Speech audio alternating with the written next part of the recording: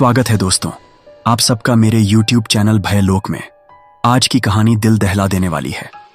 कहानी शुरू होती है एक अंधेरी रात से, जहां दो दोस्त एक पुराने घंटा घर में फंस जाते हैं और आखिरकार उन्हें अपनी मौत से सौदा करना पड़ता है।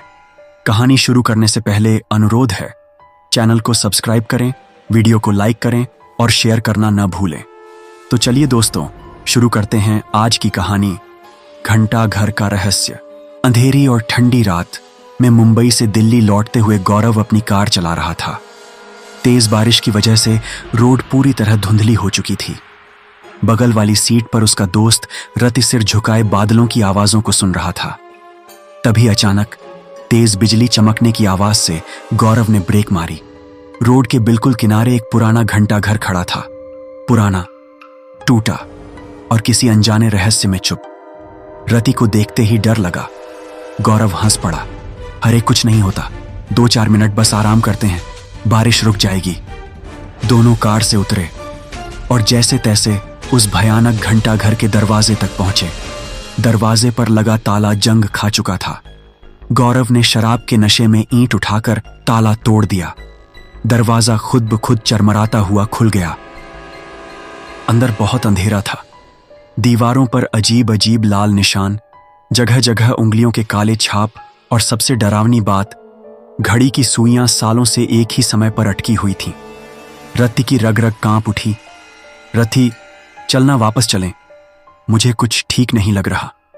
लेकिन गौरव बिना कुछ सुने एक टूटी कुर्सी पर बैठ गया और आंखें बंद कर लीं। कुछ मिनटों तक सब सामान्य था। फिर अचानक वो बंद पड़ी घड़ी चलने लगी।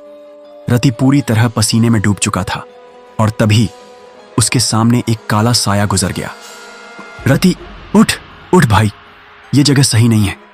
गौरव जैसे तैसे उठा, लेकिन अब देर हो चुकी थी। जिस दरवाजे का ताला टूट चुका था वो फिर से बंद हो चुका था और तभी वो सुनाई दी एक औरत की धीमी मगर डरावनी हंसी।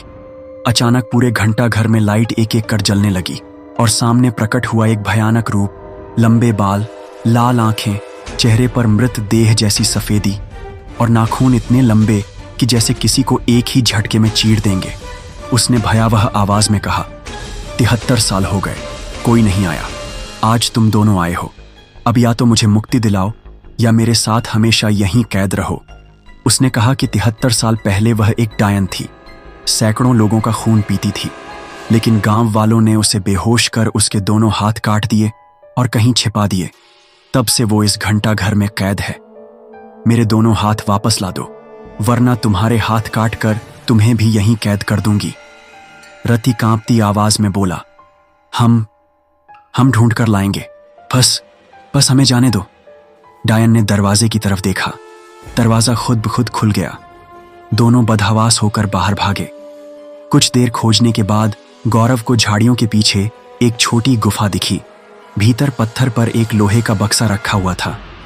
रति ने लोहे के बक्से को उठा लिया और उन्होंने बक्सा खोला तो अंदर 2 कटे हुए हाथ और एक पुराना पत्र पड़ा था।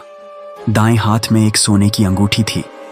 पत्र में लिखा था, जो भी यह हाथ लेकर जा रहा है, याद रखना, जैसे ही ये हाथ डायन को मिलेंगे, वह सबसे पहले उसे मार डालेगी जिसने यह बक्सा उठाया है।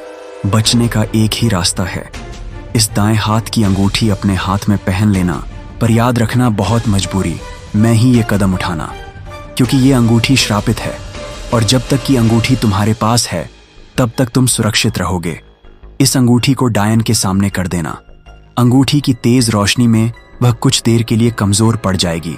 इस वक्त जान बचाई जा सकती है और इस अंगूठी को किसी मंदिर में दान कर देना।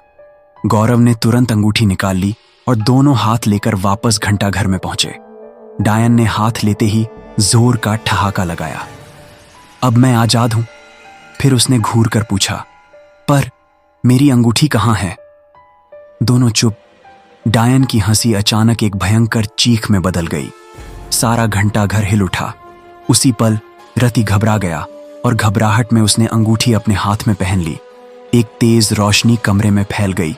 डायन पीछे हटने लगी, चिल्लाती हुई, ना, यह नहीं हो सकता। दरवाजा खुल गया। गौरव और रति पूरी ताकत से बाहर भागे। बाहर पहुंचकर दोनों रोते रोते हंसने लगे। कल सुबह मंदिर चलते हैं और इस अंगूठी को दान कर देंगे, गौरव ने कहा। अगली सुबह गौरव मंदिर पहुंचा, लेकिन रति नहीं आया। कई घंटे बीत गए। जब पता करवाया गया तो पता चला रति रात से ही गायब है। किसी ने उसे कहीं नहीं देखा। कुछ लोग कहते हैं कि उस रात एक काला साया उसे अपने साथ ले गया था, और आज भी गौरव जब रात को सोता है तो उसे बाहर से एक धीमी डरावनी फुसफुसाहट सुनाई देती है, मेरी अंगूठी लौटा दो। तो दोस्तों, इस कहानी में बस इतना ही। कल फिर मिलेंगे इसी समय।